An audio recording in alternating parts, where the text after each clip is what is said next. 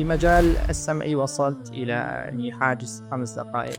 بداية أريد أن أقول كيف حالي قبل الدخول في الدورة، بالأخص في مجال اللغة. كان معرفتي للغات قليلة جدا بسبب عدم استطاعتي للدخول في الدورات، وهذا اللي كنت أخاف منه كثيرا، لأنني كنت بالصعوبة أحفظ الكلمات الأجنبية، وعندما كنت أريد أن أذكرها كان صعب علي جدا. وبدأت وتركت يمكن في 3 أو 4 لغات وما استمر. وبعد ما تعرفت في الدورة الإنعاش العقل في دكتور علي ربيع، لله الحمد، بداية الأمر كنت لا أؤمن بها كثيرا، ولكن بعدما تعرفت عليها وشاركت في الدروس والمحاضرات دخلت مساق اللغة التركية.